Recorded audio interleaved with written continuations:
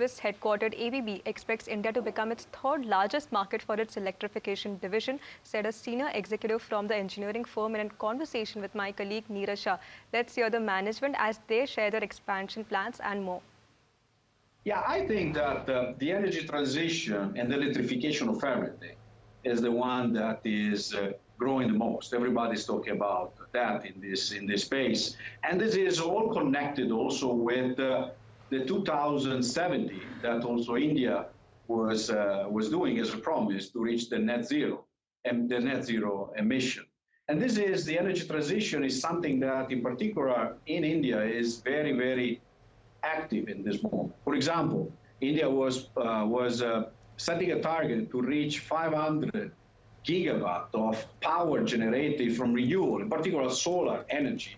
And at the end of 2024, they were about 200 megawatts. So they need to build up another 550 gigawatt of power every year in order to reach this immense power generation. Just to give you an idea, 300 gigawatt power they need to build up in the next 5 years is like to build up 300 nuclear reactors. So it's an immense part of energy that they need to become sustainable in the near future. And this also is connected on the growth.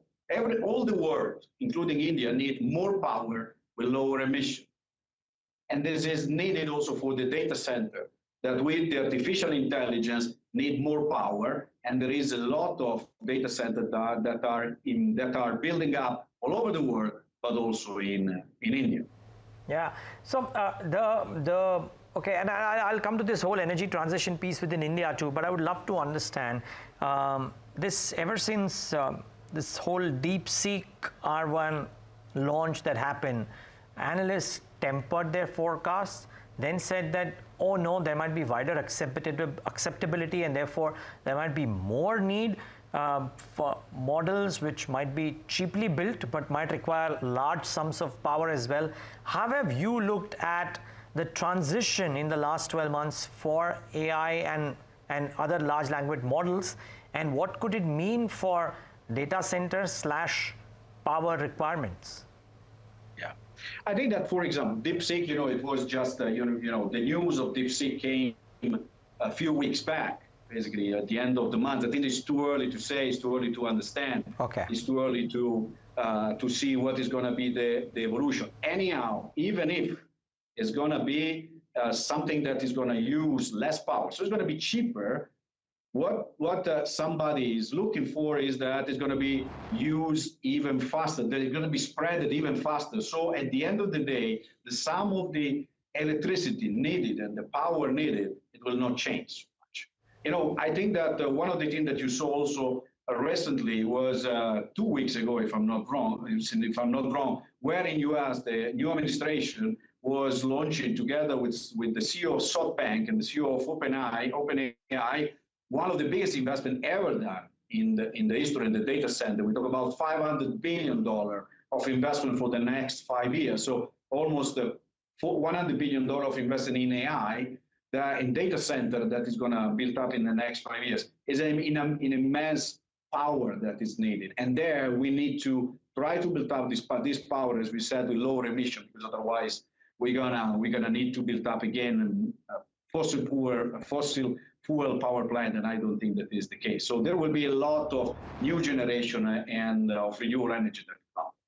So where is the world on this path, and where is India on this path? You are in India currently. ABB does a lot of work in India across some of the segments that you're present in. How do you see India's place on the runway on the things that you just spoke about? Yeah, I think that India for us is a big country. It is the third biggest country where we have people. We have almost 11,000 people, 25 factories. So we are present here since 75 years in this country. And also here the data centers start to grow in a significant way, in particular in the last 18 months. The growth before it was mainly in US. I'm going to give you a number for the numbers of data centers, small and big, that are installed around the world. We are talking about that in 2024, we have had around 12,000 data centers installed around the world. Almost 50% of them, so almost 5,800 that were installed in US. In India, there were in 2024 around 170 data centers. So the potential to grow, if you think about, is immense. And you know, every country, and also India, they want to have that the data need to stay in India. And so there will be data center needed for cloud application, but there will be needed also data center to train language model that is going to be developed in the country.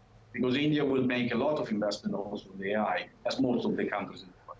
So Mr. Frisio, sorry, just a micro question, if you will. Ever since DeepSeek came in, and I understood when you say that it's too early to gauge the impact, if at all, right? But I'm still trying to understand from you, if I can, that ever since that came about, there's a lot of skepticism around the quantum of demand that was earlier envisaged for data centers.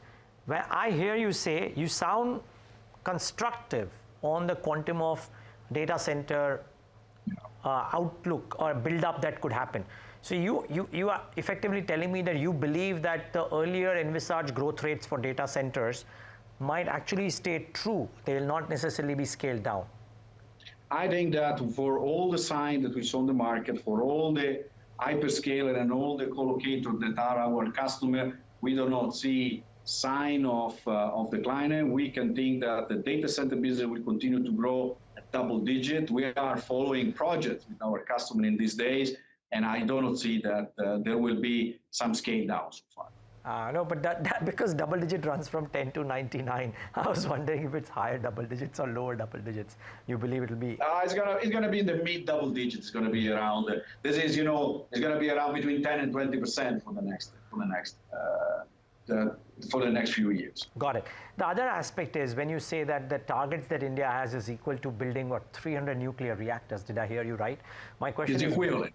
Yeah, equivalent, yeah. So one is to have a high target, and the second is to have a realistic target. Do you reckon that this is ambitious, or is this realistic within the time frames that India is talking about?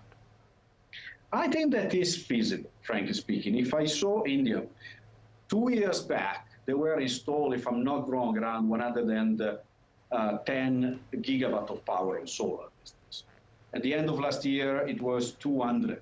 So it need to, of course, it is a rush to arrive to 500, making 50 gigawatt of power for the next 5 years, but it's feasible and is going on. We saw countries that are doing that. For example, China is growing in a big space, in a big pace on also for the solar power plants.